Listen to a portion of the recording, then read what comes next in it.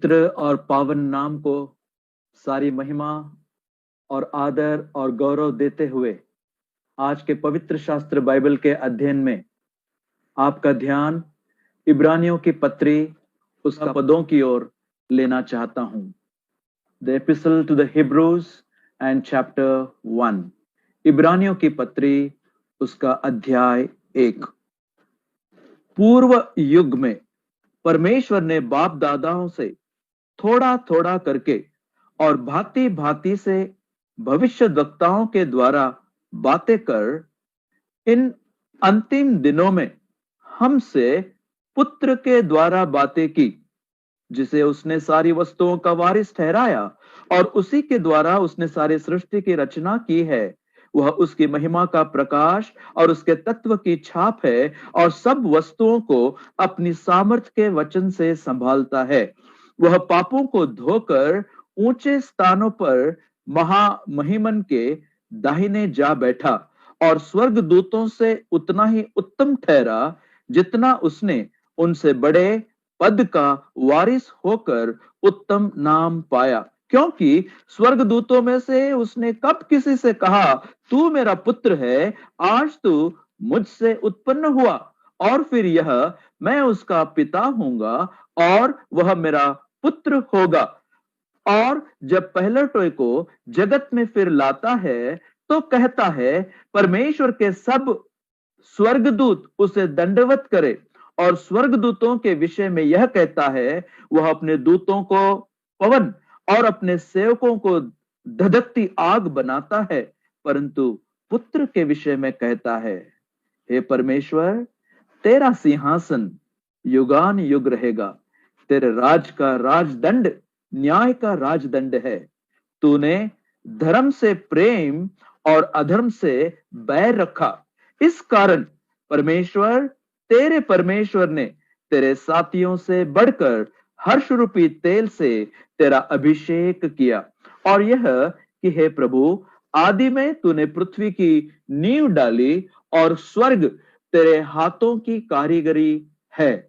वे तो नष्ट हो जाएंगे, परंतु तू बना रहेगा, और वे सब वस्त्र के समान पुराने हो जाएंगे, और तू उन्हें चादर के समान लपेटेगा और वे वस्त्र के समान बदल जाएंगे, पर तू वही है और तेरे वर्षों का अंत न होगा। और स्वर्गदूतों में से उसने किससे कब कहा, तू मेरे दाहिने बैठ, जब तक कि मैं तेरे बैरियों को तेरे पांवों के नीचे की पीढ़ी न कर दूं।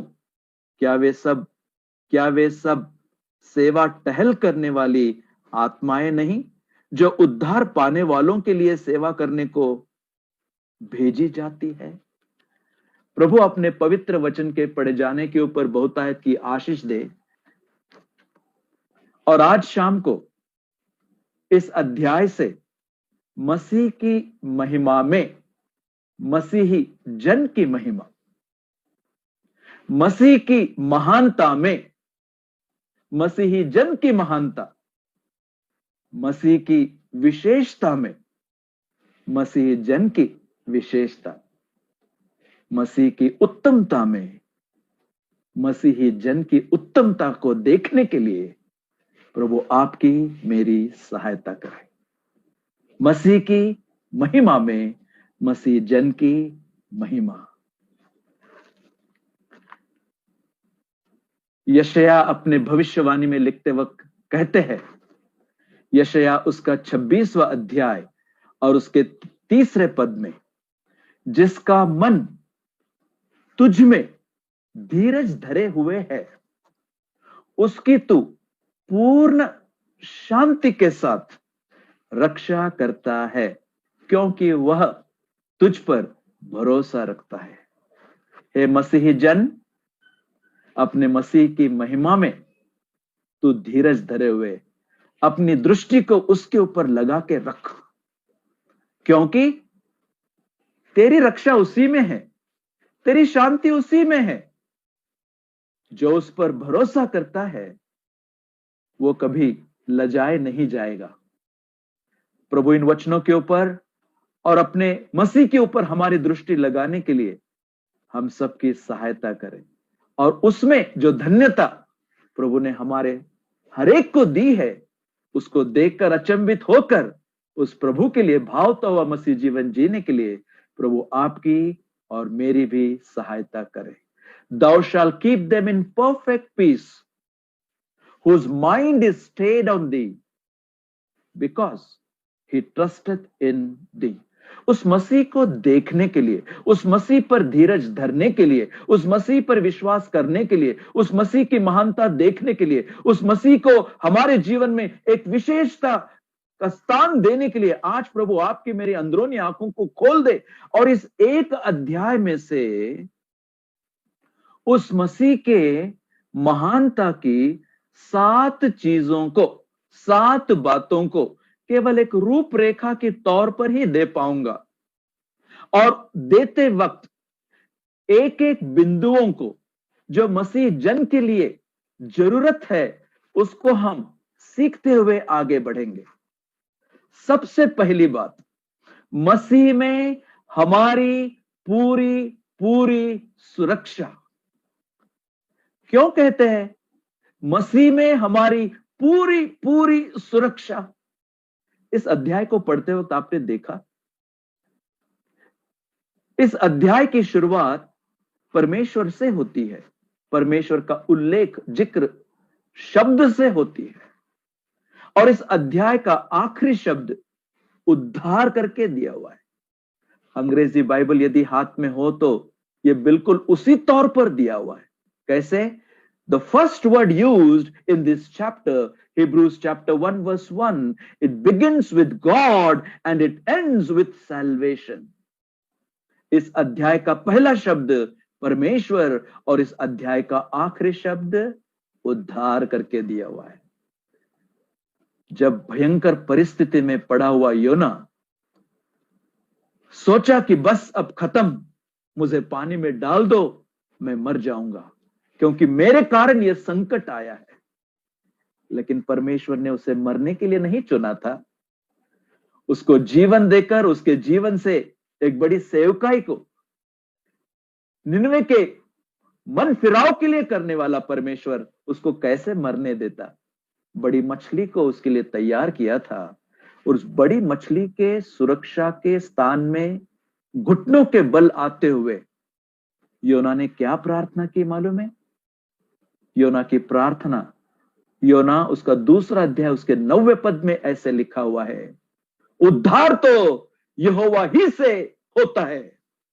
धन्यवाद हो वो परमेश्वर जिसके ऊपर भरोसा करने के कारण मेरे अजीज भाई, मेरे अजीज बहन, हम साधारण लोग नहीं हैं। जिस परमेश्वर ने हमारे जीवन में हाथ डाला है और उद्धार के काम को प्रारंभ किया है, यह अनोखा है। उद्धार यहोवा की ओर से ही होता है। उसका बड़ा लक्ष्य, परमेश्वर का बड़ा लक्ष्य उद्धार है और वो पूरा पूरा उद्धार है, वो कभी आधा अधूरा नहीं रखता है। यदि आपका अभी तक उद्धार नहीं हुआ है तो उद्धारकर्ता यीशु मसीह को इसी वक्त अपने पापों को मानकर, छोड़कर, मन फिराव के साथ मेरा मुक्तिदाता करके अपने जीवन में अंगीकार करे ताकि यह सुरक्षा आपका भी अनुभव हो पाए। ये क्या कैसी सुरक्षा? यहोवा की ओर से उद्धार होता है। इस पहले अध्याय में बहुत सारी बातें हैं जिसमें से जब इस परमेश्वर से शुरुआत करने वाला उद्धार के साथ अंत करने वाले अध्याय में जो 7 सुंदर बातें दी है उसका वर्णन करते वक्त सबसे पहली बात, आपकी हमारी मसीह यीशु में जो पूरा पूरा उद्धार देकर सुरक्षा की जाती है उसको हम 3 बातों में, 3 काल के, 3 काम के, 3 लक्षणों को दिखाता है। यह उद्धार 3 काल में बताया हुआ है, भूतकाल, वर्तमान काल और भविष्य काल। इस 3 काल के 3 कामों को बताया हुआ है। कैसे? हमारा उद्धार हुआ है, 2 हमारा उद्धार हो रहा है, 3 हमारा उद्धार होने वाला है। ये 3 काल में 3 काम को जो मसीह में पूरा पूरा किया हुआ है, वो क्या दर्शाता है? जब भूतकाल में हम कहते हैं हमारा उद्धार हुआ है, तो जानते हैं क्या? पाप के दंड से हमारा उद्धार हुआ है। जो मसीह यीशु में है, अब उसके ऊपर दंड की आज्ञा नहीं है। दूसरी बात, हमारा उद्धार हो रहा है। हमारा उद्धार पाप के प्रभाव से हो रहा है।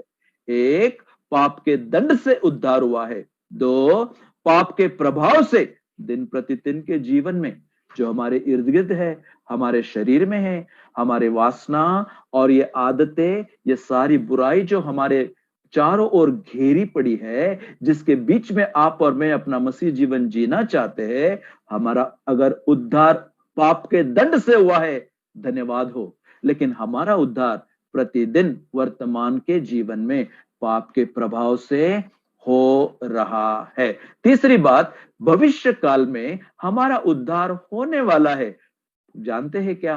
पाप की उपस्थिति से, पाप की समक्षता से हमेशा के लिए हम प्रभु के पवित्रता में प्रवेश करने वाले हैं।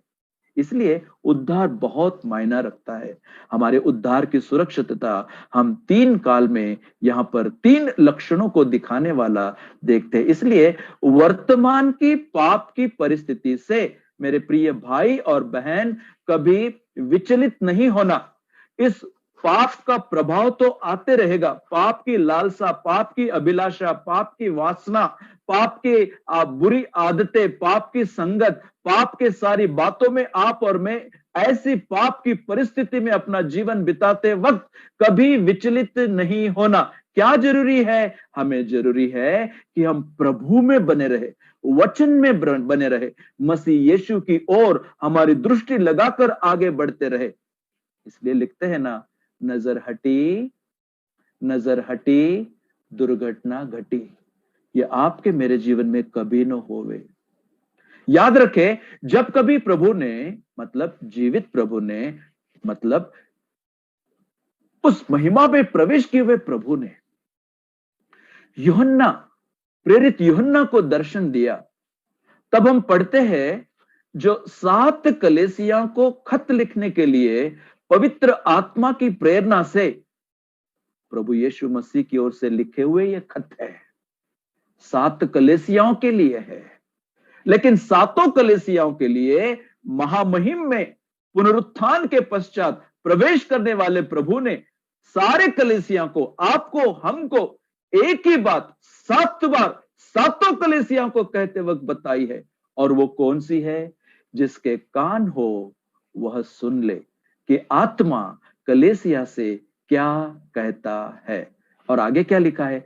जो जय पाए, जो जय पाए। ये 2 बातें 7 कलीसियाओं के लिए बहुत जरूरी है, जो आप और मैं इस कलीसिया के युग में जीने वाले हैं। मेरे प्रिय भाई और बहन, ये प्रभु का जो वचन इफिसुस की कलीसिया के लिए 2:7 में बताया है, स्मुरना की कलीसिया के लिए 2:11 में बताया हुआ है, 11 में बताया हुआ है, और पिरगमुन की कलीसिया को 2:17 में बताया हुआ है, थुआतीरा की कलीसिया को 2:29 में बताया हुआ है, सरदिस की कलीसिया को 3:6 में बताया हुआ है, फिलाडेल्फिया की कलीसिया को 3:13 में, और लाउदिकिया की कलीसिया को 3:22 में बताया हुआ है।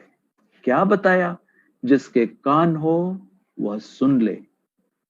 मनुष्य नहीं, लोग नहीं, आत्मा कलीसियाओं से क्या कहता है। इस वचन को कभी अनदेखा, अनसुना ना करना। रात और दिन इसका पठन करना, अध्ययन करना, मनन करना। तब क्या होगा? मैंने तेरा वचन मेरे मन में संभाल कर रखा है ताकि मैं पाप की अभिलाषाओं में ना गिरूं। पाप का प्रसंग तो प्रभु यीशु मसीह के जीवन में भी परीक्षा करने वाले शैतान की ओर से लाया गया, लेकिन उन्होंने व्यवस्था विवरण से 3 वचनों को लेकर शैतान को हराया। और क्या लिखा है? क्योंकि ऐसा लिखा हुआ है, क्योंकि ऐसा लिखा हुआ है, क्योंकि ऐसा लिखा हुआ है। कब हम ये कह पाएंगे? जब तक हम इस वचन का अध्ययन ना करेंगे, जब तक हम इस वचन का मनन स्वयं ना करेंगे। घुटनों के बल आकर प्रभु के वचन को पढ़ना, मनन करना, अध्ययन करना, याद करना और उस वचन को अपने जीवन में अंगीकार करते हुए लागू करना, उस वचन के अनुसार जीवन बिताना, तो हम क्या पाएंगे? जय पाएंगे। मसीह में जयवंत तो बनाए हुए है, इसमें कोई शक नहीं, लेकिन क्या मैं आज जय का जीवन जी रहा हूं? अपने आप से सवाल करें, क्या मैं किसी चीज में गिरा हूं, आधा अधूरा अनुभव कर रहा हूं? क्या मेरे जीवन में कुछ ऐसी गुप्त बात है जिससे परमेश्वर असंतुष्ट है, खुश नहीं है? उसको आप मानकर, मन फिराकर प्रभु से कहना, हे प्रभु, जय के गीत तो गाता हूं, लेकिन पराजय का जीवन जी रहा हूं, मुझे माफ कर। जो जय पाए उसके लिए उन्हीं 7 कलीसिया को लिखते वक्त 7 अनोखे आशीषों को बताया हुआ है। मसीह की महिमा में मसीह जन की महिमा। क्यों? सबसे पहले मसीह में हमारी सुरक्षा को हम देखते हैं। उद्धार यहोवा की ओर से है। ये पूरा पूरा उद्धार जो परमेश्वर आपको हमें कहना चाहता है। अब आप ध्यान से सुनिएगा मेरे प्रियो, वो जयवंत जीवन आपका मेरा हो, ये प्रभु की इच्छा है। और इसलिए जिसके कान हो वे प्रभु की वाणी, आत्मा की वाणी, पवित्र शास्त्र की वाणी सुने और उसको अपने जीवन में अंगीकार करके जीने के लिए प्रभु आपकी मेरी सहायता करे। क्यों ऐसा कह रहा हूं? क्योंकि भरमाने वाले आत्मा के दिनों में पाप को ना कहना और प्रभु को हां कहना ये आसान नहीं है। ये भरमाने वाले आत्मा के दिनों में प्रभु को हां बोलकर जयवंत मसीह जीवन जीना है, तो हमें क्या करना पड़ेगा? अपनी आंखें, ध्यान, मनन, लगन मसीह पर लगाओ, उसकी तुम सुनो। यही तो कहा गया था ना उस रूपांतर के पहाड़ी के ऊपर, उसकी तुम सुनो, उसकी तुम सुनो। मेरे प्रियो, आज आप और मैं किसकी सुनते आगे बढ़ते हैं? अभी का समय देखकर यदि मैं कहूं तो जानते हैं क्या, दुख से कहना चाहता हूं कि मालूम होता है कि मानो आज का समय ये न्यायियों के दिनों का समय जैसा दिखाई देता है। जिस समय में यदि आप न्यायियों की किताब उसका 21वां अध्याय और उसका 25वां पद पढ़ेंगे, न्यायियों की किताब बुक ऑफ जजेस चैप्टर 21 वर्स 25, आखिरी अध्याय का आखिरी वचन लिखा हुआ है, उन दिनों में इस्राएलियों का कोई राजा न था जिसको जो ठीक सूझ पड़ता था। दुख की बात है, जिसको जो ठीक सूझ पड़ता था वही वह करता था। आज ये लॉकडाउन की परिस्थिति में भी बड़े सावधान रहना। आज ये आत्मा बहुतेरों के जीवन में ये काम करते हुए दिखाई देता है। जिसको जो ठीक सूझ पड़ता था वही वह करता था। फिर ऐसे समय में आप सवाल करेंगे, हम कैसे जिए? प्रेरितों का काम 17 अध्याय 11 पद, Acts of the Apostles chapter 17 verse 11। हम कैसे जिए ऐसे भरमाने वाले आत्माओं के दिनों में, जब न्यायियों के समय के जैसा आज का समय दिखाई देता है, जो जिसको ठीक सूझ पड़ता है वही वह करता है। हम कैसा जिए? प्रेरितों का काम 17 अध्याय 11 पद, बिरिया के विश्वासियों की आत्मा के अनुसार जिए। मतलब क्या? उस पवित्र शास्त्र बाइबल में बताया हुआ है कि ये विश्वासी थिस्सलुनीका के विश्वासी से बड़ा मन रखने वाले थे। क्योंकि क्या मालूम है? क्योंकि वे प्रतिदिन पवित्र शास्त्र में जो लिखा था उसको ढूंढते थे और उसके अनुसार अपना जीवन बिताते थे। और वैसा करने के कारण किसी ने कहा बिरिया की कलीसिया के नाम कोई खत, चिट्ठी, पत्र लिखने की जरूरत नहीं पड़ी। क्यों? क्योंकि वे शास्त्र में जो कहा गया था ढूंढते थे। आज के दिनों में यही आपके लिए, मेरे लिए अनिवार्य है। जबकि जो कुछ अपने मनमानी के अनुसार अपना व्यवहार करते आगे बढ़ते हैं, किसी के साथ हाथ मिलाने से, किसी के साथ आगे बढ़ने से पहले ध्यान से देखे ये पवित्र शास्त्र बाइबल के अनुसार है या नहीं। यदि प्रभु के वचन, मन, इच्छा, योजना और कलेसिया, अगुए, प्राचीन के अधीनता में सारी बातें वचन के अनुसार है, तो बिरिया की विश्वासियों की आत्मा के अनुसार हम अपना जीवन बिताए। हम प्रभु का धन्यवाद करेंगे। क्यों? सबसे पहली बात, मसीह में हम पूरे पूरे सुरक्षित है। फिलिपियों की पत्री उसका पहला अध्याय और उसके 6वें पद में लिखा है, फिलिपियंस चैप्टर 1 वर्स 6, क्या लिखा है मालूम है? पौलुस कहते हैं, और मुझे इस बात का भरोसा है। क्या भरोसा है? कि जिसने तुम में अच्छा काम आरंभ किया है, वही उसे यीशु मसीह के दिन तक पूरा करेगा। Praise God for that. जिस प्रभु ने यह उद्धार का काम आपके मेरे जीवन में शुरू किया है, मुझे भरोसा है, खातरी है, निश्चितता है कि यीशु मसीह के दिन तक वह उसे पूरा करेगा। इस भरोसे के साथ मेरे प्रियो, पाप के कारण खेदित न होना, पाप की परिस्थिति के कारण दुखित न होना। यदि कुछ गलत है तो उसे मानकर, मन फिराकर प्रभु के साथ अपना रिश्ता ठीक कर लेना, क्योंकि जो उद्धार का काम प्रभु ने किया है वो पूरा पूरा हमें सुरक्षा को प्रदान करता है। इसलिए क्या करें? उद्धार में मगन होकर, उद्धार का आनंद करते हुए, उद्धार के गीत गाते हुए हम आगे बढ़ते जाए। दूसरी बात की ओर आपका ध्यान लेना चाहता हूं। ना केवल हमें मसीह में सुरक्षा का स्थान है, बल्कि मसीह में हमें एक पवित्रता का स्थान है। मतलब क्या? आप देखिएगा, जब इब्रानियों की पत्री में आप प्रवेश करते हैं, मानो जैसे आप सुलेमान के मंदिर में प्रवेश करते हैं। जब सुलेमान ने बनाए हुए मंदिर में आप प्रवेश करते हैं, या मूसा ने बनाए हुए मिलाप वाले तंबू में आप प्रवेश करते हैं, तो पवित्र स्थान में, आंगन से पवित्र स्थान में प्रवेश करके परम पवित्र स्थान में आप जाते हैं और वहां की सारी वस्तुओं को देखते हैं। वाचा का संदूक, दया का आसन, लहू का छिड़काव, क्या दृश्य है, क्या दृश्य है।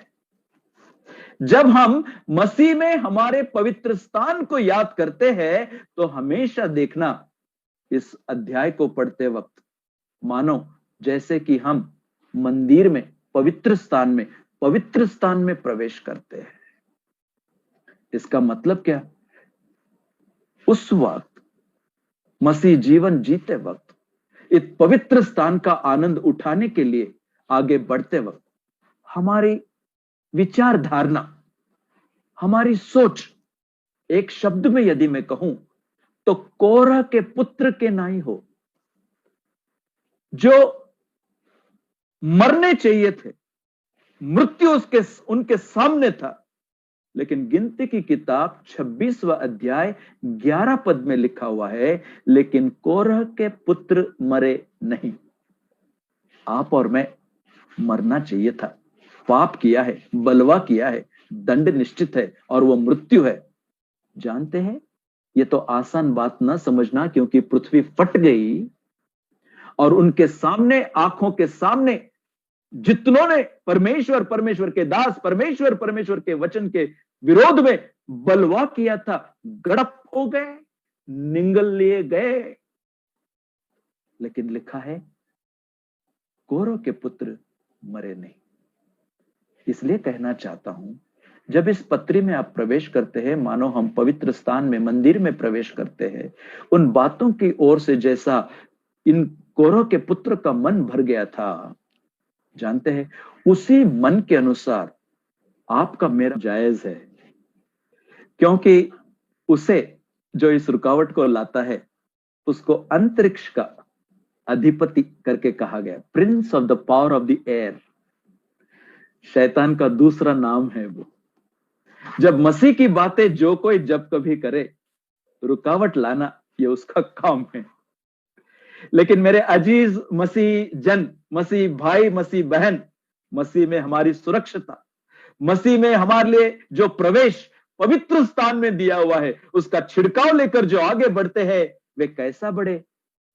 ना केवल बिरिया के विश्वासियों की आत्मा के अनुसार अब हम जिए, बल्कि कोरह के पुत्र के जीवन में जो अनुभव उन्होंने किया था, न्याय में दया का अनुभव किया था, उन्होंने क्या कहा आपने अभी तक निकाला होगा। भजन संहिता 84 और उसका पहला पद पढ़ता हूं, लिखा है, हे सेनाओं के यहोवा, तेरे निवास क्या ही प्रिय है। How amiable are thy tabernacles O lord. मैं हमेशा जब वचन को पढ़ता हूं, मैं मन में सोचता हूं, ऐसी कौन सी बात जो उस निवास में, मिलाप वाले तंबू में भावती हुई या प्रिय या एमिएबल करके इन कोरह के पुत्रों को मालूम हुई। अंदर जाएंगे तो आंगन में ही वहां पर लहू है, लहू का छिड़काव है, बलि का अर्पण किया जाना है, वहां पर अलग अलग आवाजें सुनाई देती है। और आगे बढ़ेंगे, सारे चित्र को देखेंगे तो लगता है कि भावता हुआ तो कुछ नहीं है, लेकिन उनका दृष्टिकोण देखिएगा, क्योंकि मरे नहीं, वो बच गए। मेरे प्रियो, आप और मैं मरे नहीं, हम बच गए। और इसलिए मसीह में जो हम प्रवेश प्राप्त करते हैं, वो पवित्र स्थान का प्रवेश है। वो यहोवा के सामने कोरह के पुत्र के अनुभव के जैसा आपका मेरा अनुभव करके हम आगे बढ़ेंगे, तो हम भी कह पाएंगे, हे सेनाओं के यहोवा, तेरे निवास क्या ही प्रिय है। मेरा प्राण यहोवा के पवित्र स्थान नहीं, परम पवित्र स्थान नहीं, वो कहते हैं, मेरा प्राण यहोवा के आंगनों की अभिलाषा करते करते मूर्छित हो चला। मेरा तन मन दोनों जीवते ईश्वर को पुकार रहे हैं। अब आप देखिएगा, ऐसा अनुभव करने वाले में क्या कहा गया, चौथा पद, क्या ही धन्य है वे जो तेरे भवन में रहते हैं, वे तेरी निरंतर स्तुति करते रहेंगे। क्या ही धन्य है वह मनुष्य जो तुझसे शक्ति पाता है, और वे जिनको सियोन की सड़क की सूधी रहती है। मेरे प्रिय भाई बहन, उनके जीवन का अनुभव वचन 6 और 7 में बताया है, जो आपके मेरे जीवन का हो सकता है जब उनकी दृष्टि से, विचारधारणा से आप और मैं अपना मसीह जीवन बिताए। वचन 6 में लिखा है, वे लिखे देखिएगा, वे रोने की तराई में जाते हुए। क्या ऐसे तराई से आप गुजर रहे? दुख, परेशानी, रोना, बीमारी, शरीर में तकलीफ है, उठ नहीं पा रहे, चल नहीं पा रहे, कर नहीं पा रहे, जा नहीं पा रहे, दे नहीं पा रहे। निराश ना हो मेरे भाई, निराश ना हो मेरी बहन।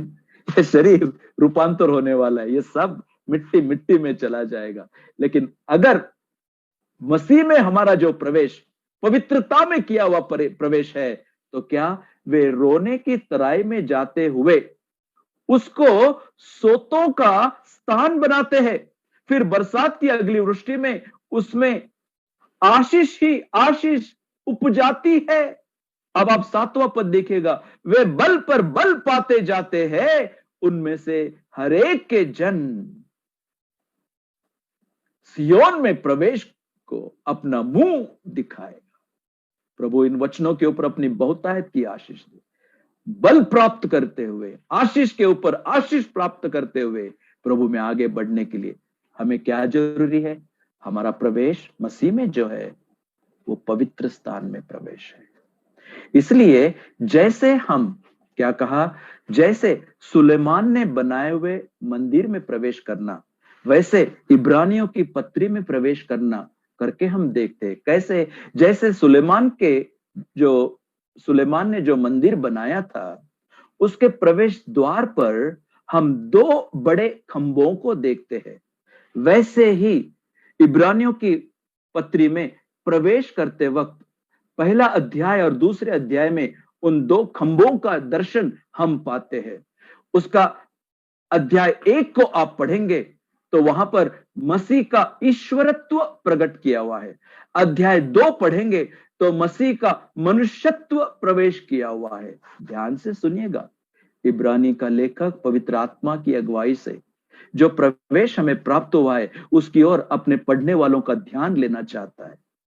मसीह की महिमा, मसीह जन की महिमा। अध्याय 1 में मसीह का ईश्वरत्व, अध्याय 2 में मसीह का मनुष्यत्व। ये 2 खंभों को हमारे सामने पहले ही रखकर फिर हम प्रवेश करते हैं उस मंदिर की सारी खूबियों को देखने के लिए, उसका अनुभव करने के लिए। In chapter 1, you have the deity of the Lord Jesus Christ. In chapter 2, you have the humanity of the Lord Jesus Christ, like the two pillars of the temple of Solomon. As we enter into the presence, as we have the entrance into the person of the Lord Jesus Christ. ये इब्रानियों का खत का ये मायना है। तीसरी बात की ओर आपका ध्यान लेना चाहता हूं, ना केवल मसीह में हमारी पूरी पूरी सुरक्षा, बल्कि मसीह में हमारा पूरा पूरा स्थान, पवित्र स्थान। तीसरी बात देखिएगा, मसीह में हमारे लिए सुसंवाद। मतलब क्या? इस अध्याय को अगर आप ध्यान से पढ़ेंगे, जैसे अभी हमने पढ़ते वक्त आपने ध्यान दिया कि नहीं मालूम नहीं, लेकिन आप बाद में फिर से पढ़िएगा, देखिए कम से कम 7 बार वहां पर हम क्या पढ़ते हैं? एक कम्युनिकेशन, एक संवाद, एक वार्तालाप, एक चर्चा का अध्याय करके हमें दिखाई देता है। मसीह में हमारे लिए सुसंवाद है, सुरक्षा है, सुरक्षा का स्थान या पवित्र स्थान है। 3 सुसंवाद है, वार्तालाप है। इसलिए वचन 1 को यदि आप देखेंगे तो क्या लिखा हुआ है? पूर्व युग में परमेश्वर ने बाप दादाओं से थोड़ा थोड़ा करके और भांति भांति से भविष्यद्वक्ताओं के द्वारा बातें कर। अब आप पढ़िएगा इस अध्याय को ध्यान से। मैं वो 7 वचन आपको बताना चाहता हूं। वचन 1, वचन 2, वचन 5, वचन 6, वचन 7, वचन 8 और वचन 13। वहां पर आप क्या पढ़ेंगे? बातें की और परमेश्वर ने कहा, और या परमेश्वर कहता है। क्यों इन बातों की ओर ध्यान देना चाहता हूं? क्योंकि जब ये 7 शब्द प्रयोग मसीह में हमारे सुसंवाद की ओर ध्यान लेकर जाना चाहता है, वो हमें क्या बताना चाहता है? जो परमेश्वर सृष्टि के निर्मिति के समय में बोला, वही परमेश्वर यहां पुत्र में बोला। God who spoke in creation is God who is speaking now in his son. So when you read Hebrews chapter 1, our focus is taken to Genesis chapter 1. वहां पर निर्मिति के समय में परमेश्वर ने बोला, अब यहां पुत्र में परमेश्वर ने बोला। क्यों कहते हैं? क्योंकि जब कभी इस अध्याय को और इसकी पत्री को आप पढ़ते हुए आगे बढ़ेंगे तो वहां पर इन 3 बातों को देखिएगा। There are something which God has said. Number 1, in his son. Number 2, to his son. Number 3, about his son. जो कुछ इस अध्याय में पुत्र में बोला गया, उसके 3 बातों को हम देख सकते हैं। 1, पुत्र में बोला। 2, पुत्र से बोला। 3, पुत्र के बारे में बोला। ये क्यों कहना चाहता हूं? क्योंकि जो कुछ यहां पर बोला गया है, यह सारी बातें मेरे प्रिय भाई बहन, यह अटल है, अटल है। स्वर्ग और पृथ्वी ये सब समेट भी गया तो ये परमेश्वर का वचन कभी मिटेगा नहीं। ये अटल है। ये वचन जो भरोसे के योग्य का वचन है, ये वचन हमें प्रभु यीशु मसीह में जो कुछ प्रतिज्ञाएं देता है, वो यीशु मसीह में कैसी है? हाँ और आमीन है। मतलब वहां केवल सकारात्मक है और वैसे ही होने वाला है। मसीह में हमारे लिए ये जो बड़ी बात परमेश्वर की ओर से प्राप्त होती है, वो इसके सुसंवाद में प्राप्त होती है।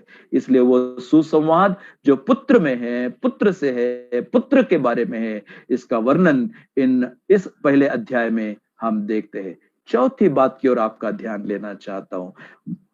चौथी बात, इस अध्याय में मसीह में हमारे लिए पूरा पूरा प्रकाशन है।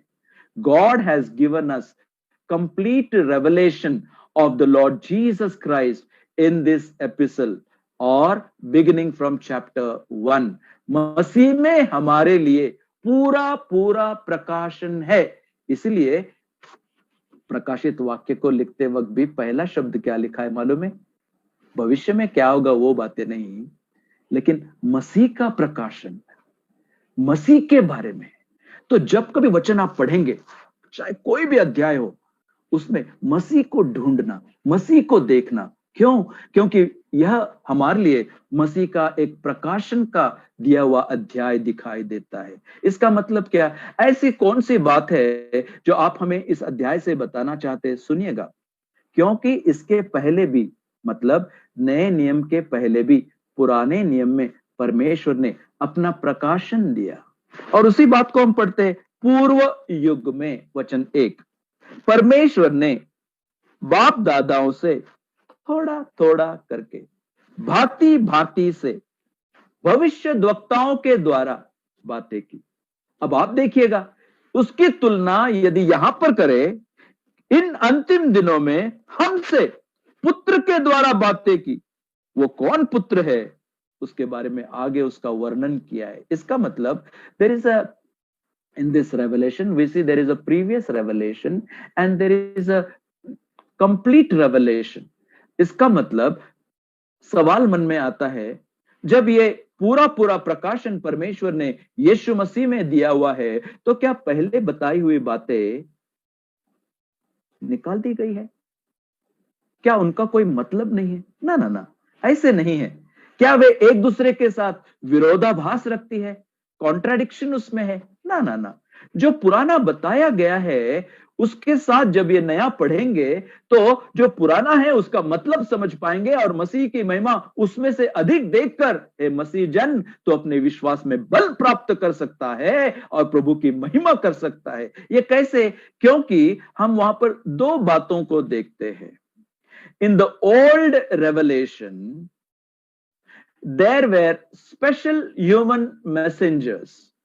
Secondly, there were special heavenly messengers.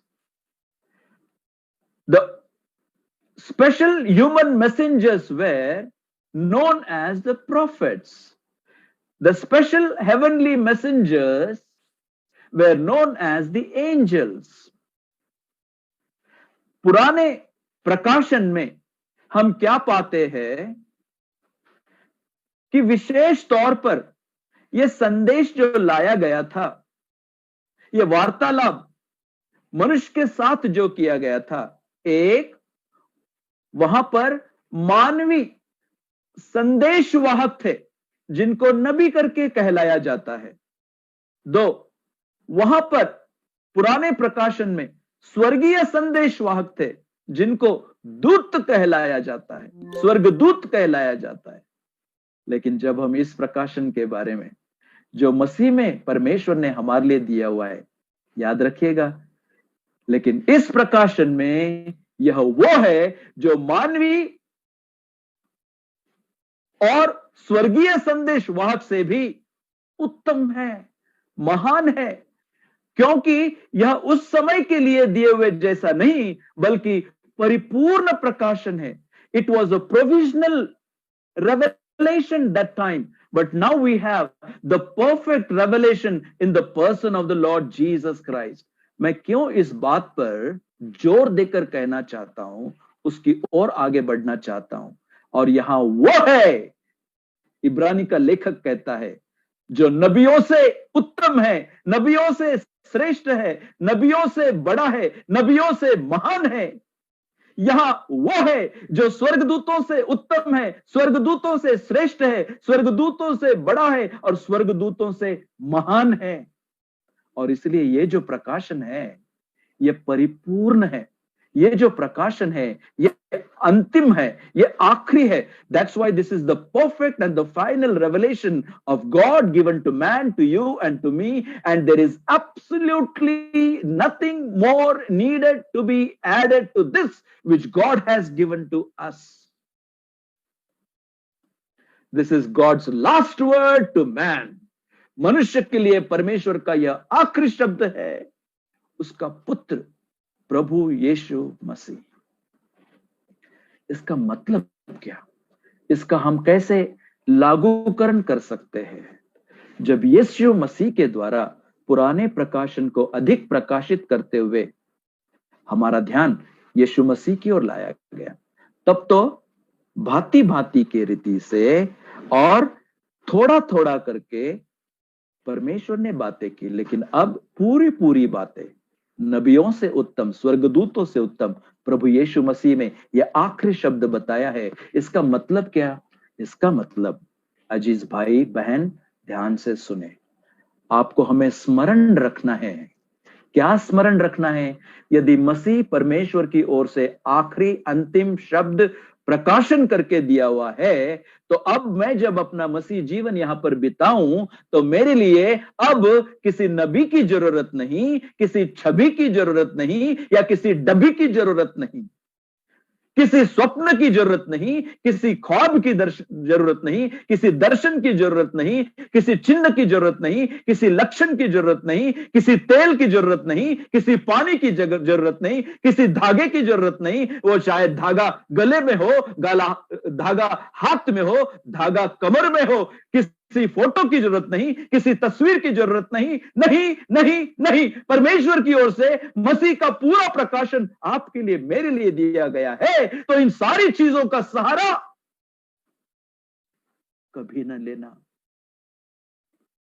या तो मसीह को माने, नहीं तो इन नबियों को, छबियों को और डबियों को, धागे को, या कितनी सारी गलत बातों। क्यों कहना चाहता हूं? मसीह में पूरा प्रकाशन दिया हुआ है, इसलिए मसीह की ओर हमारी आंखें बनी रहे। पहला राजा उसका 18 अध्याय और 21वां पद सामने आता है। First Kings chapter 18 verse 21। और वही सवाल आज आपके लिए, मेरे लिए है। तुम कब तक दो विचारों में लटके रहोगे? How long will you halt between two opinions? उस पहाड़ी के ऊपर सारे इस्राएल राष्ट्र को परमेश्वर के दास ने जब पूछा, शर्म की बात है, वे सारे चुप रहे, वे सारे चुप रहे, उनके मुंह बंद रहे, क्योंकि वे नबी, छवि, डब्बी के पीछे भागने वाले थे। यहोवा की ओर से अपनी नजर को हटा लिए थे।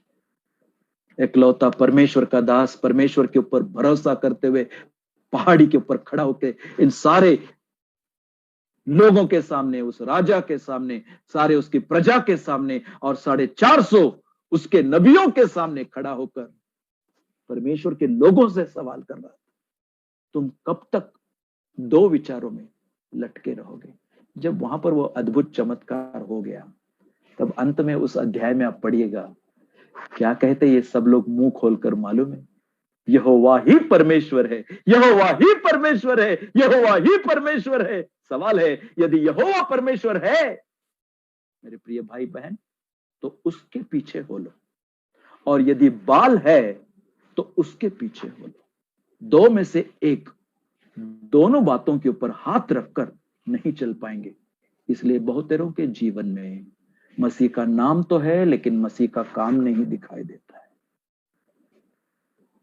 मसीह के बारे में गीत तो गा रहे हैं, लेकिन मसीह का जो संगीत का अनुभव जीवन में होना चाहिए वो नहीं है। भजन संहिता 119 का 54 मेरा बहुत फेवरेट वचन है। मैं अपनी यात्रा के दिनों में इस संसार में परदेसी होकर चलता हूं, हे परमेश्वर तेरी चितौनियां, तेरा वचन मेरे लिए गीत का विषय बन चुका है, संगीत का, आनंद का, खुशी का, सुकून का, चैन का विषय बन चुका है।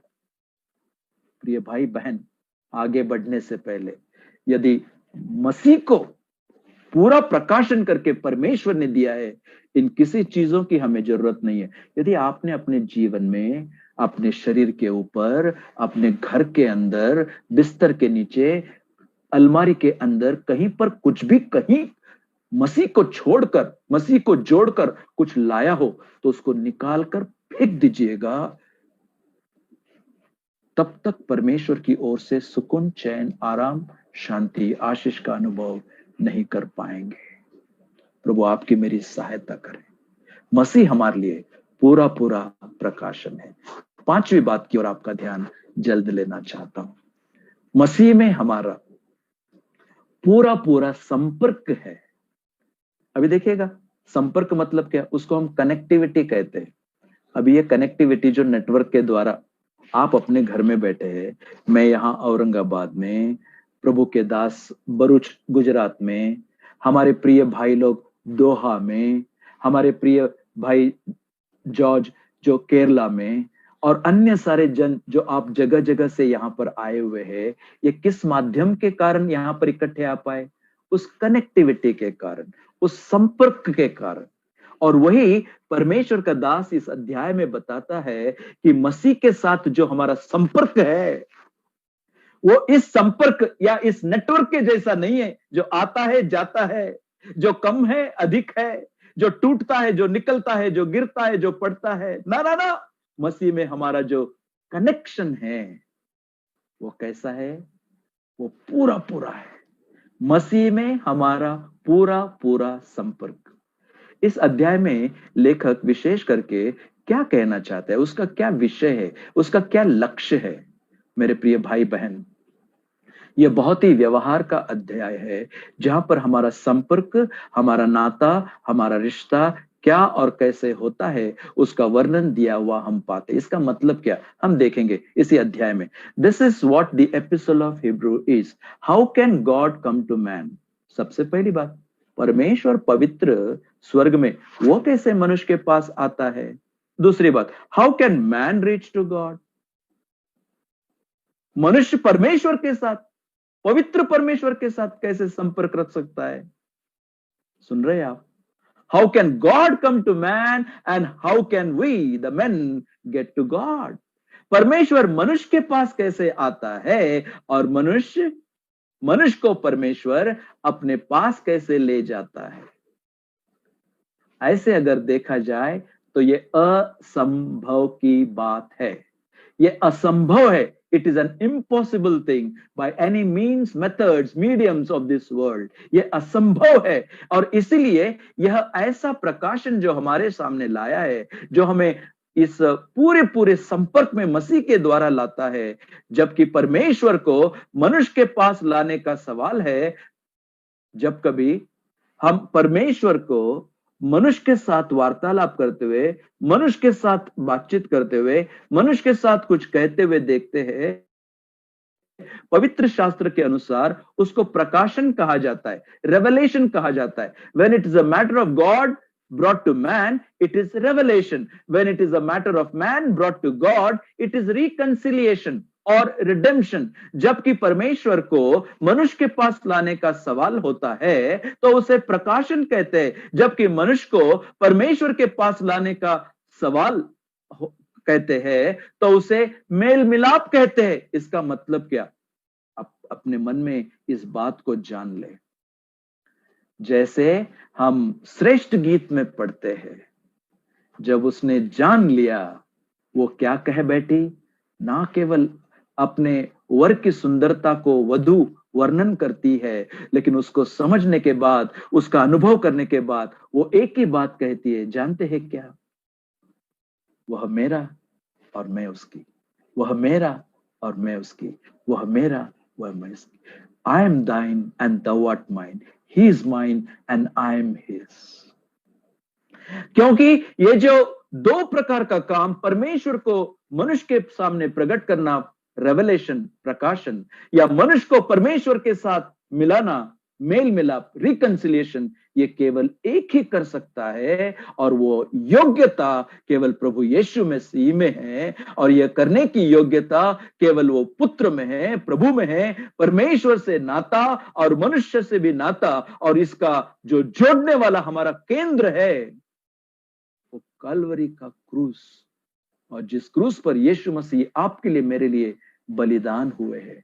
इसलिए यद्यपि आपने इस क्रूस की कहानी तो सुनी होगी, लेकिन क्रूस की इस दास्तां को, कहानी को सुनकर अपने पाप के लिए जो प्रायश्चित प्रभु यीशु मसीह ने किया, उसके ऊपर विश्वास नहीं किया हो तो उसकी ओर ध्यान दे। इसलिए मसीह जन को मसीह के जन्म को मनाने के बारे में नहीं कहा गया, जो हम कल देख रहे थे, लेकिन मसीह जन को मसीह के मृत्यु का प्रचार करने का एक विधि सौंप दिया है, मृत्यु के यादगारी में, स्मरण में करने के लिए। क्यों? क्योंकि वो जन्मा तो था, लेकिन मरने के लिए, उसके मृत्यु के द्वारा हमारे लिए स्वर्ग का द्वार खुला हुआ है। प्रवेश प्राप्त हुआ है। यीशु मसीह आपके लिए, मेरे लिए मारा गया, गाड़ा गया और जी उठा, और उसके द्वारा ये सारी बातें आपको और हमें अपने जीवन में अनुभव करने को मिलती है। इसलिए सबसे प्रारंभ में उस सुरक्षा को बताते वक्त हमने क्या कहा? इस अध्याय की शुरुआत परमेश्वर से होती है और इस अध्याय का अंत उद्धार से होता है। मेरे प्रियो, एक बात कहकर आगे बढ़ना चाहता हूं। जानते हैं क्या? यदि ये परमेश्वर से शुरुआत होता है, उद्धार से अंत होता है, परमेश्वर मैं तेरा धन्यवाद करता हूं, धन्यवाद करती हूं, क्योंकि उस उद्धार के काम में मैं शामिल हूं। धन्यवाद हो उस परमेश्वर का। यदि इसमें कुछ भी कम होता तो यह संपर्क और रिश्ता नहीं हो पाता। छठवीं बात की ओर आपका ध्यान लेना चाहता हूं। इस अध्याय की रचना की ओर यदि आप देखेंगे तो यह पवित्र आत्मा ने बड़ी सुंदर तरीके से लिखा हुआ है। हमने जो पढ़ा, पहले 4 पदों को यदि आप ध्यान से देखेंगे, इब्रानियों की पत्री पहला अध्याय पहले 4 पद, इस अध्याय की रचना से हमें पता चलता है क्या ये चारों पद एक साथ बोले गए, एक साथ लिखे गए। और ऐसा केवल आप लूका रचित सुसमाचार पहला अध्याय और पहले 4 पदों के साथ तुलना करके देख सकते हैं। एक ही श्वास में ये चारों पदों को बोला गया, लिखा गया, बताया गया। जैसे पवित्र आत्मा ने अगुवाई की, वैसे लेखक ने इन बातों को हमारे सामने लिखा है। क्यों ऐसा कह रहा हूं? क्योंकि इस अध्याय की रचना में, अब ये आपके लिए केवल रूपरेखा रहेगी, लेकिन आप इसका अध्ययन जरूर कीजिएगा। जब आप इस अध्याय के पहले 4 पदों को पढ़ते हैं तो वहां पर हम सबसे पहले मसीह के 7 चरित्र स्वभाव को पढ़ते हैं।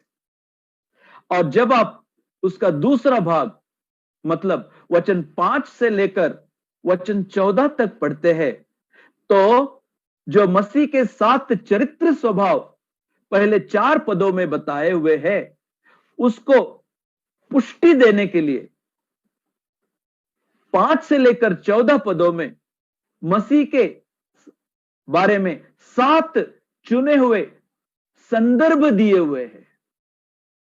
7 चरित्र स्वभाव और 7 चुने हुए संदर्भ।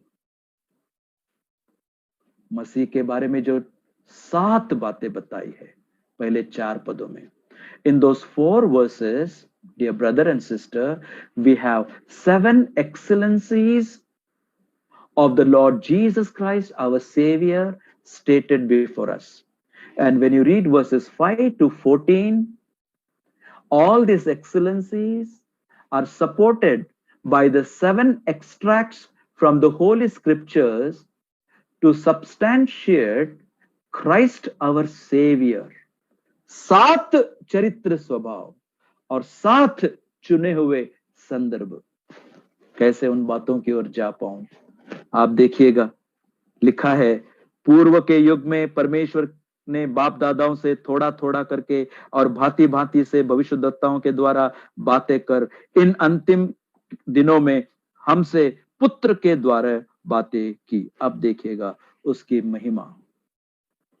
1, जिसे उसने सारी वस्तुओं का वारिस ठहराया। 2, उसके द्वारा उसने सारी सृष्टि की रचना की है। 3, वह उसकी महिमा का प्रकाश और उसके तत्व की छाप है। 4, सब वस्तुओं को अपनी सामर्थ के वचन से संभालता है। 5, वह पापों को धोकर ऊंचे स्थानों पर महामहिमन के दाहिने जा बैठता है। 6, और स्वर्ग दूतों से उतना ही उत्तम ठहरा। 7, जितना उसने उनसे बड़े पद का वारिस होकर उत्तम नाम पाया। अब ये एक एक बात को लेकर पवित्र शास्त्र की तुलना करते हुए मसीह के संदर्भ में 7 चरित्र स्वभाव, उनके ईश्वरत्व को, उनकी उत्तमता को, उनकी महानता को यहां पर दिखाया हुआ है। और यदि 5 से लेकर 14 पदों तक आप पढ़ेंगे तो वहां पर 7 चुने हुए संदर्भ को दिया हुआ है। जो कहा गया है ऐसा ही नहीं कहा गया, जो कहा गया है वो वचन के अनुसार है। जिसका प्रकाशन पुराने नियम में दिया गया, उसका वर्णन वहां पर उनको दर्शन दिया गया। उन्होंने आगे होने वाली बातों की ओर देखा। आज आप और मैं उन बातों को पढ़कर समझकर पीछे की ओर देखते हैं, और वो आगे मसीह की ओर देखते हैं, हम पीछे उसी मसीह की ओर देखते हैं। मसीह की महिमा में मसीह जन की महिमा को हम कहना चाहते हैं। जब इस अध्याय को और थोड़ा ध्यान से आप पढ़ेंगे तो वहां पर और 3 बातें दिखाई देती है। मतलब यदि आप 5वां पद पढ़िएगा, क्योंकि स्वर्गदूतों में से उसने कब किसी से कहा। अब 7वां पद पढ़िएगा, और स्वर्गदूतों के विषय में यह कहता है।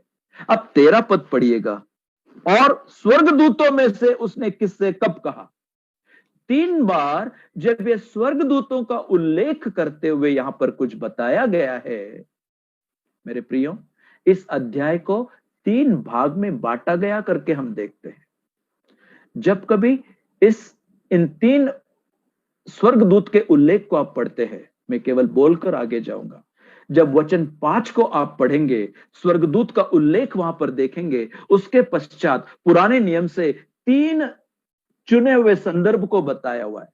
जब वचन 7 में फिर से स्वर्गदूत का उल्लेख आप पढ़ेंगे, उसके बाद में फिर पुराने नियम से 3 चुने हुए संदर्भ बताए हुए। जब वचन 13 को फिर स्वर्गदूत का उल्लेख करके बताया हुआ है, तब आप फिर से एक बार पुराने नियम से संदर्भ दिया करके बताया हुआ है। To prove before us that the lord Jesus Christ in every way is superior to the angels. प्रभु यीशु मसीह स्वर्गदूतों से उत्तम है, स्वर्गदूतों से श्रेष्ठ है। इस बात को हमारे सामने जाहिर करने के लिए, प्रस्थापित करने के लिए, इस प्रकार से इस अध्याय को हम अध्ययन कर सकते हैं। और उसमें जो सबक हम सीखते हैं, मेरे प्रियो, क्योंकि उन दिनों में उन लोगों का कहना था, यदि आप प्रेरितों का काम 7वां अध्याय उसका 53 पद पढ़ेंगे, तो वहां वे लोग अपने लिए इन बातों को बहुत घमंड करते थे। तुमने तो स्वर्गदूतों द्वारा ठहराई हुई व्यवस्था तो पाई, व्यवस्था तो स्वर्गदूतों के द्वारा ठहराई उन्होंने पाई थी, लेकिन उसका पालन नहीं किया था। लेकिन अब यह हमारे लिए एक पालन का विषय बनना चाहिए। उस स्वर्गदूतों के द्वारा प्राप्त किया। स्वर्गदूतों ने हमारे पूर्वजों से, हमारे बाप दादाओं से बातें की, स्वर्गदूत स्वर्गदूत स्वर्गदूत करके वे कहते थे, लेकिन दुख की बात है, उसका पालन कभी नहीं किया करते थे। जब उन्होंने स्वर्गदूत का कहना नहीं माना और उसके अनुसार उन्होंने पालन, आज्ञा पालन नहीं किया, हल्का साधारण सा समझ लिया, उसका परिणाम क्या हुआ आप देखिएगा। 2 अध्याय के पहले 4 पदों को पढ़ेंगे तो आपको पता चलेगा। इस कारण चाहिए कि हम उन बातों पर जो हमने सुनी है और भी मन लगाए, ऐसा न हो कि बहकर उनसे दूर चले जाए, क्योंकि जो वचन स्वर्गदूतों के द्वारा कहा गया था, जब वह स्थिर रहा और हरेक अपराध और आज्ञा न मानने का ठीक ठीक बदला मिला, तो हम लोग ऐसे बड़े उद्धार से निश्चिंत रहकर कैसे बच सकते हैं। जब वे नहीं बच पाए, स्वर्गदूतों के द्वारा दिया हुआ व्यवस्था का घमंड तो था, लेकिन पालन नहीं था। अब स्वर्गदूतों से उत्तम मसीह, प्रभु यीशु मसीह, उसकी महिमा का दर्शन हमें दिया है, तो हम क्यों कर बच पाएंगे? क्या ऐसी कोई बात है जो आप अपने जीवन में सुनकर अनसुना कर रहे हैं, समझकर नासमझ बन रहे हैं? याद रखना, जो उनके साथ हुआ वो आपके मेरे साथ भी हो सकता है। इस बात को बताते वक्त यदि इसका पालन करने वाले हम बने, तो पहला अध्याय और उसका 14 पद में लिखा हुआ है क्या, कि वे मतलब स्वर्गदूत सब सेवा टहल करने वाली आत्माएं नहीं। किसके लिए? जो उद्धार पाने वालों के लिए सेवा करने को भेजी जाती है। They are the ministering spirits given for every child of God who focuses their eyes, their attention upon the person of the Lord Jesus Christ and honor him in obedience to what is revealed to us in the Word of God. When you honor me, I will honor you. And the ministry of the angels will be available for a child of God even today. स्वर्गदूतों की सेवा टहल आपके जीवन का अनुभव हो पाएगा। वे ना केवल हमारे इर्द गिर्द पहरा देते हैं, सुरक्षा करते हैं, हमारी सेवा टहल करने के लिए। मेरे प्रिय अजीज मसीह जन, मसीह में जो महिमा हमें मिली है, ये कब प्राप्त होगी? जब मसीह को महिमा देने वाला जीवन आप और मैं इन बातों को समझ कर पाएंगे। तो 2 मिनट बाकी है, 7वीं बात की ओर थोड़े समय में आपका ध्यान लेकर समाप्त करूंगा। इस अध्याय की तुलना आप पवित्र शास्त्र के और 1 नंबर के अध्याय के साथ कर सकते हैं। यह इब्रानियों का 1 अध्याय है। इसकी तुलना आप यूहन्ना के 1 अध्याय के साथ, पहले अध्याय के साथ करें। इसकी तुलना आप कुलुसियों की पत्री उसके पहले अध्याय के साथ करें, क्योंकि जब इस अध्याय की तुलना इन 3 अध्यायों के साथ हम करते हैं, हमें 3 बातें सीखने को मिलती है। मेरे प्रियो, मसीह में जो आशीष मसीह जन के लिए रखी है, अनोखी है, अद्भुत है। यह अध्याय हमारा ध्यान इन बातों की ओर जब ले जाता है, तो संक्षिप्त रीति से कहना चाहता हूं, if it is John 1, he takes away sin. It is the removal of our sin. If it is Colossians chapter 1, he tells he makes peace by the blood of his cross. If it is Hebrews 1, he tells of when he has purged the purification of our sin and he sat down in the majesty. Very, very close. Why do we have, when we think about all this, 3 things are brought before us. Number 1, when you read John's Gospel chapter 1, there we are presented with Christ of our faith. When you read Colossians chapter 1, Christ the fullness. And when you read Hebrews chapter 1, what we find is Christ the final, Christ the finality of all that God has planned for all human beings, and especially for a child of God like you and me. 3 बातें। जब आप यूहन्ना 1 पढ़ते हैं, हम विश्वास योग्य मसीह को देखते हैं, भरोसेमंद मसीह को देखते हैं, कभी धोखा नहीं खाएंगे। जब आप कुलुसियों की पत्री पहला अध्याय पढ़ते हैं, हमें अब किसी स्वर्गदूत की जरूरत नहीं, किसी रीति रिवाज की जरूरत नहीं। मसीह में हम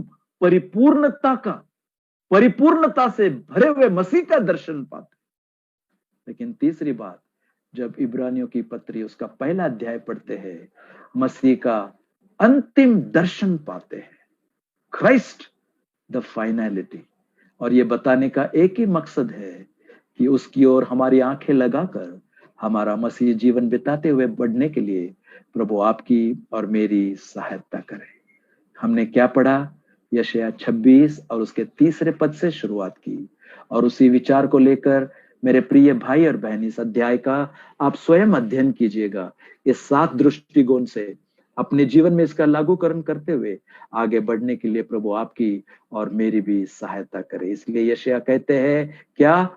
जिसका मन तुझ में धीरज धरे हुए है, उसकी तू पूर्ण शांति के साथ रक्षा करता है, क्योंकि वह तुझ पर भरोसा रखता है। Thou shall keep him in perfect peace, whose mind is stayed on thee, because he trusteth in thee. May the good Lord bless his word to your heart and my heart. प्रभु अपने वचन के पढ़े जाने के ऊपर अपनी बहुतायत की आशीष दे। आमीन।